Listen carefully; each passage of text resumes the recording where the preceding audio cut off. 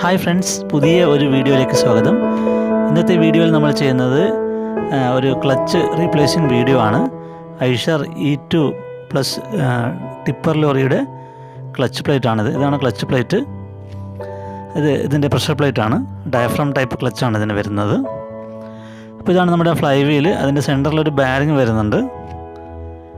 അപ്പോൾ നമുക്ക് clutch plate fit ചെയ്യുന്നതിന് മുമ്പേ ക്ലച്ച് പ്ലേറ്റിൻ്റെ അകത്തേക്ക് ഒരു ചെറിയ ടൂള് ഫിക്സ് ചെയ്യാനുണ്ട്. അതായത് ഗിയർ ബോക്സിൻ്റെ ഇൻപുട്ട് ഷാഫ്റ്റിന് കണക്കായിട്ടുള്ളൊരു ടൂളാണത്.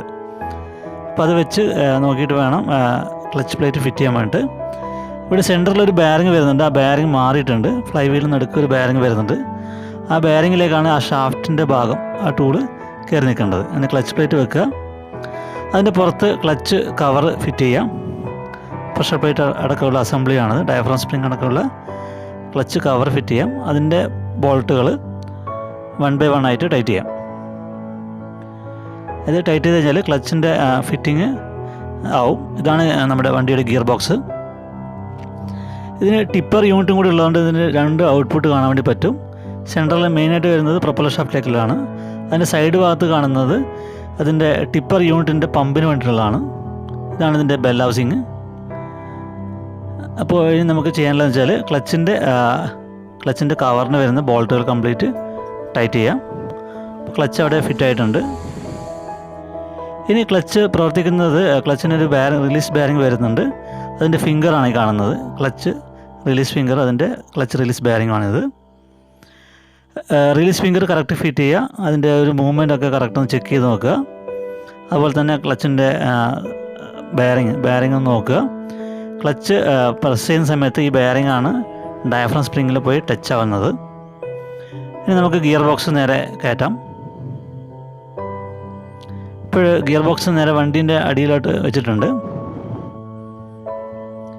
ഇവിടെ ഇപ്പം ചെയ്യുന്നത് 2 കയർ ഉപയോഗിച്ച് ഗിയർ ബോക്സ് പൊക്കി ബെൽ ഹൗസിങ്ങിൻ്റെ ഭാഗം ഫ്ലൈ വീലിൻ്റെ ആ ഭാഗത്തിന് കണക്കായിട്ട് ഉയർത്തി ബോൾട്ട് കറക്റ്റാക്കി വെച്ച് ഇടാൻ വേണ്ടി പോവുകയാണ്. ഇപ്പോൾ 2 ഭാഗത്തായിട്ടാണ് കയർ വെച്ചിട്ടുള്ളത്.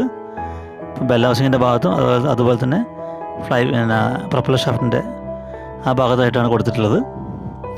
ഇപ്പോൾ ഗിയർ ബോക്സ് പൊക്കി നമ്മുടെ അലൈൻമെൻറ്റ്, ബോൾട്ടിൻ്റെ അലൈൻമെൻറ്റ് കറക്റ്റ് നോക്കുക. ബോൾട്ട് കംപ്ലീറ്റ് ടൈറ്റ് ചെയ്യേണ്ട, ബോൾട്ട് ജസ്റ്റ് ഒന്ന് കയറ്റി വെക്കുക. ക്ലച്ച് ഓപ്പറേഷനിൽ നിന്നും കുഴപ്പമുണ്ടെങ്കിൽ ഗിയർ ബോക്സ് വീണ്ടും അഴിക്കേണ്ടി വരും. അതുകൊണ്ട് കംപ്ലീറ്റ് ആദ്യം ടൈറ്റാക്കി വെക്കില്ല. ജസ്റ്റ് ഒന്ന് എല്ലാ ബോൾട്ടുകളും ഒന്ന് അവിടെ ഒന്ന് ഫിറ്റ് ചെയ്യുന്ന രീതിയിലാക്കി വെക്കാം. എല്ലാ ബോൾട്ടുകളും ഏകദേശം ആയിക്കഴിഞ്ഞാൽ അതിൻ്റെ കയറും കാര്യങ്ങളൊക്കെ നമുക്ക് മാറ്റാം. ഇതാണ് നമ്മുടെ വണ്ടിയുടെ engine, clutch, gear box, propeller shaft അവിടെ നമുക്ക് കാണാൻ വേണ്ടി പറ്റും.